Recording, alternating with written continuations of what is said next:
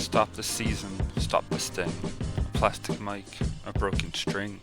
Infected wound from a rusted ring. So what? Soon you'll be there too. Soon you'll be there too. Those are the opening lyrics of the debut EP of the Silversun Pickups, a band that pretty much formed in the waning days of the Smashing Pumpkins. Absolutely a group that Silversun Pickups draw at least some inspiration from. The comparisons, contrasting or resemblance, have to be drawn due to the similarities in the sound and genres. However, that is not the true meaning of Pikul. Let me explain. The lyrics of the beginning of the album Pikul deal the most absolute, direct hint to the true meaning of the album. The song Kissing Families begins on a discussion of the rusted ring, an infected wound from a rusted ring, a wound of the past, and of the fallibility of infinity. The way we idolize the wedding ring, or promise rings, or pretty much any type of ring, as a symbol of perpetuity. The shape of a ring is clear. It's unchanging, unending, infinite. Its round shape implies a forever. But a rusty ring that's causing a wound is clearly not going to last forever. The entire context of rust implies a finite existence. Rust to rust, dust to dust. It's in this way that Brian Aubert, the lead vocalist of Silversun Pickups, alludes to the hidden context of the album. It's overtly and expressly about a friend, a tribute to a friend of the band. Even the name of the album, Pikul, is a direct reference to the name that this lost friend was called.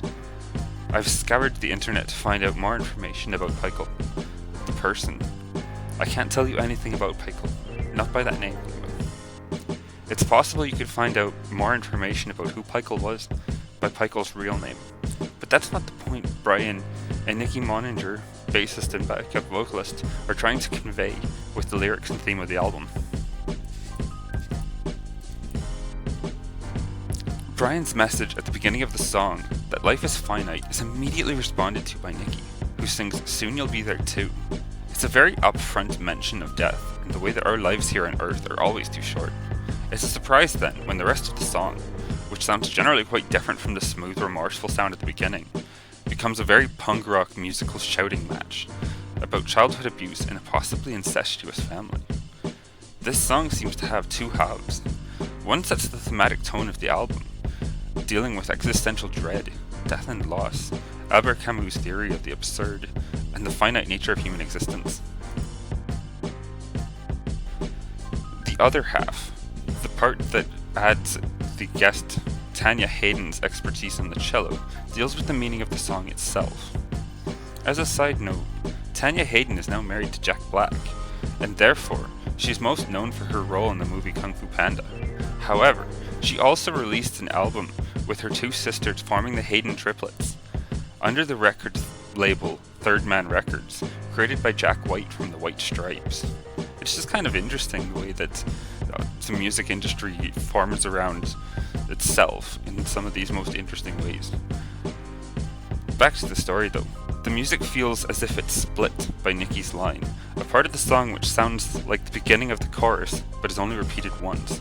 It flips conventional pop song theory on its head, intentionally shifting in its sound several times, and including a beautiful wailing guitar solo perfect for shoegaze fans like myself, which then gives way to a very Pumpkins-esque childhood angst-fueled shout culminating in the lines, "Thank God it's over," which in no way is intended to speak to the loss of Pikul. It's clearly a song that was written before the tragic loss of Pikul and shoehorned into the EP, lovingly flipped to begin the tribute. Brian has implied this publicly, suggesting that the song was conceived before the band itself. The demo tape that Kissing Families was recorded on also included an early version of the song Lazy Eye from Carnavas, implying that songs can exist before the EP or album they're intended to fill. This is truly an important piece of information for understanding the remainder of the EP, since Kissing Families breaks so jarringly from the intended meaning of the rest of the Pikul EP. This brings us to the second title, Comeback Kid. Comeback Kid seems like an opportunity for Brian, and the band as a whole, to vent the frustration and anger of the loss of Pikul. It is very much the most energetically charged and emotionally aggressive song of the EP. If the EP roughly represents the 5 main stages of grief, as initially posited by Elisabeth Kübler-Ross, this song is definitely a fusion of denial and anger, pleading for the return of the comeback kid. However, Comeback Kid also touches upon the idea of construction, with lyrics referring to cornerstones, the first stone of a building's foundation laid in a ceremony that marks the beginning of construction, all the way through to frequent mentions of building pyres, in future tense and past tense. The pyre will be built, and then it was built. Even if you gloss over the obvious connotations of funeral pyres, and the direct reference to death in that, the rest of the lyrics of the song deal with burning, so easily, everyone but me. Adding to the theory that this song deals directly with the early steps of grief, of loss and death, the majority of the song is written in the past tense. These events have happened, things cannot be changed, they are as they are. But in the true sense of the denial of grief, no one could have known what the Comeback Kid did. No words could define all the social pressure that leads to the time when the Comeback Kid wins, or the exact lyrics of the chorus, implying, through the use of the present tense in the triumphant return of the Comeback Kid, that there is still hope. Though bruised so easily, the Comeback Kid's not bleeding. Right until the anger peaks at the very last note of the song, Comeback Kid ends on the most aggressive of Brian's screams, one which seems anguished and rife with pure anger. Most listeners have been to a place where they've wanted to let out a scream like that. Doing it in an artistic fashion is truly remarkable. The third song from the Pikul EP is called Booksmart Devil, and contrasts heavily with Kissing Families and Comeback Kid at the start. A wonderfully crisp, nearly staccato synth leads the sound in the exact opposite direction of the chaotic, often disjunct layers of Kissing Families. Gone is the usual polyphonic congestion of the atmosphere of Silversun Pickups tracks, with the synth reverb usually cranked up and predominantly distorted. This one is very much driven by the bass and drums. It's not your typical Silversun Pickups shoegazing synth fare. The synth rhythm is rather stabbing and short, but that doesn't make it any less beautiful. The initial wind chime sounding synth is absolutely one of my favorite pieces of music in the world right now. Anyone who's only listened to the band's most popular song, Lazy Eye, or generally the rest of the Carnivas album, or later, would probably not even recognize Booksmart Devil as a Silversun Pickups song, with its much grungier bass and drums, and the completely distinct sound of the synths. But for one moment, where the synth plays a moment of distortion that sounds like it's a part of Lazy Eye, where Kissing Families sounds like a predecessor or twin sister of Lazy Eye, Booksmart Devil sounds like a completely distinct foray into a smoother, more conjunct sound. This is wonderful because it gives a great replayability factor to the entire album by allowing the musical genius of the oft-overlooked drummer Christopher Guanlao and Joe Lester on the keys to shine through. The entire band is great, and this contrasting track gives the track the atmosphere to breathe in, allowing the keys and drums to stand tall and proud in their own segment, while Nikki and Brian recuperate their energy and breathe for the remainder of the track list. Booksmart Devil also gives the perfect narrative background to fit the atmosphere of the track. This track, about believing, retreating, and sobering, seems to capture the grief of giving up on the previous track's denial of grief and sobering up to the possibility that Pikul truly is gone. It's a powerful shift in the entire narrative of the EP. This isn't just a group of friends left behind, refusing to believe that their friend is gone. This is an EP dedicated to emotional recovery in all of its pain, and it makes no attempt to hide it. The story of the two characters of the song, the Booksmart Devil and the Streetwise Angel, is not even told. The only lyrics related to both imply that the listener should believe in them. The actual meaning is left for the listener to decide. What is certain, though, is that the song tells a story of realization. The fourth track is called The Fuzz. No, before you go there, there's no mention of the police. The fuzz in my head is a repeated line, implying a chaos of thoughts, Again matching with the general narrative of the EP, this track starts with a screeching computer glitch, out of rhythm and sudden, unexpectedly jolting the track to life after the soothing, relative tranquility of Booksmart Devil, further amplifying the feeling of mental chaos. The line at the end of the first verse, "So much for losing track of time," seems to be a sign of the grief phase of bargaining. The band is wishing for one more day with their dearly departed friend, possibly ruining the days past, where one or more parties didn't have the time for the other. The fuzz is a verbal representation of the tidal wave of thoughts that comes with the bargaining phase of grief, wishing for just one more day with that person. The line, "It's all for nothing," in the pre-chorus references the notion that the hope for the return of the comeback kid is pointless. Too bad it's been here for a while. So much for losing track of time. Let go. I've seen it's worth your while. So much for losing track of time. The energy from the first two tracks is back, but it cuts the volume of the guitars and keys, allowing ambient space for a drum fill solo by Chris, while Brian effectively chants the pre-chorus in a different key from the rest of the chorus. The airy atmosphere of the pre-chorus is the perfect juxtaposition of the guitar solo coming before the bridge, which then circles back to an even more juxtaposing drum solo, where the backing instruments stop entirely, before returning to building to a huge crescendo into a climax for the album, which the entire band plays in. The frequent drum solos are truly where Chris shines in this track, and if you're an aspiring drummer, I'd recommend to look no further. Chris, who doesn't need to play in the intro to the fifth song, expels a lot of his energy here, earning a rest during the intro to the fifth song, a cover of the song Creation Lake by the group of The Movies. Creation Lake is absolutely a song about life and death, circling around ideas of conception, birth, life, and death. It speaks of mothers, birth, and life, offering the most hopeful, beautiful interpretation of the situation the EP narrates. If there's a song that celebrates the fact that Pikul lived at all, it's this song. The specific lines, "has to start to end to go where life lives," absolutely sends shivers up my spine at every listen.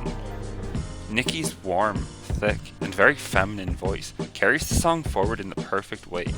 A song that discusses being in water in Creation Lake absolutely should be sung by a woman. It is a woman who gives life to us all, after all. Mama's the sweetest. The fact that she's given an acoustic opening to the song with nothing but Brian's guitar quietly strumming the tune of the original song, while Nikki's female voice brings the hope, love, and life to an otherwise tragic EP is no accident. The mood is carefully planned to uplift the spirits of a listener who has just been bombarded by the depressing layers of grief previewed by the earlier songs. This is also where the album truly begins to take on the most beautiful, loving, caring, and fully endearing angles of its creation. The line that references hours of a day, "There are 24 parts in the day that divide me from you," is a key element to the entire EP's true meaning. We'll get there. But it suffices to say that Pikul is one of the most artistically creative and important uses of musical silence ever written, and its entire narrative hinges upon the idea of the number 24, so heavily interwoven with the song Creation Lake. This leads us to the sixth song, All the Go-In-Betweens, a song which is a truly wonderful twist on the idea of a call and response song. But this isn't a choir song, and there is no train a common. Instead, Brian's guitar and Chris's drums open a song wherein Brian sings both sides of a conversation between an older and wiser man and a younger man seeking wisdom that cannot be easily explained. The song is built on a really cool riff, one which pulses with the call and response song format. The format wouldn't be out of place with a Fent plate were it a reggae song. The rhythm carries the listener away with a truly exquisite shoegazing mastery. It's very true to the principle of grunge meets shoegaze that the Silversun Pickups are renowned for, one which garners them critical acclaim. This is arguably the most Silversun Pickups song ever written, one which sets the bar and tone for the rest of the career of the band. The conversation between the two men touches on the age difference, not just between them, but between the speaker's soul and body. Said son, "You're still young, but your mind has grown old, it seems." The wise gentleman implies, effectively, that the answer to the query the young man seeks is to enjoy life quietly and build a life that can be remembered. This coincides with the narrative junction with the depression phase of the journey through grief that this EP exists to tell.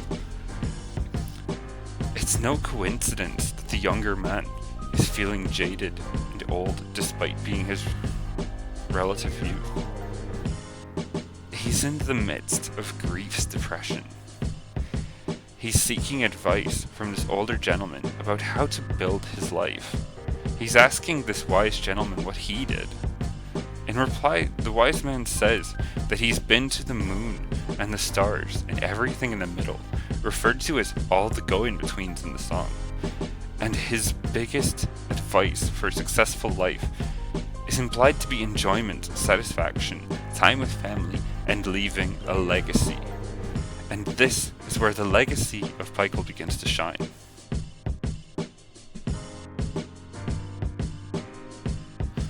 Following all the go-in-betweens, there are 16 tracks, each of which is 45 minutes long, accounting for a total of 720 minutes of silent retroflexion on Pikul. 12 uninterrupted hours of silence. We have 12 hours to think, to live, to breathe. For some people, this was the end of the album. The 23rd track is something that they didn't even realize existed, but it does. The 23rd track comes after everything. It's the final track, one short of the 24 mentioned in Creation Lake, as if to imply that the world is just one short. The world truly is just one short. The 23rd track is Sci-Fi Lullaby, and as the name suggests, it's a smooth, soothing conclusion, although with a terribly tragic twist. It's clear that this is the acceptance phase of the grief. There's nothing that can be done. The lyrics, no more resolutions, no more leading ons, no more cheap discoveries, no where did we go wrongs. The chorus is entirely composed of, because it's over you. It's over you. And a mournful hymn with a somber guitar strumming and a key synth sound that mimics a cold, stiff wind. It's absolutely a dark, grim song on its own, but when paired with the rest of the EP, we get a clear picture of the acceptance of the death of Pikul. It's not meant to be happy and cheery. The Silversun Pickups have plenty of happy music in their later discography for that. But it's the story of overcoming the tremendous grief of losing a friend and leaving a respectful legacy for that friend. No one knows who Pikul is except for the people who knew Pikul. There's no name dropping, fame grabbing, or anything except for a genuine tribute, granting Pikul music immortality. The musical immortality, almost prophetically foretold by Comeback Kid. Welcome everyone to the Silversun Pickups.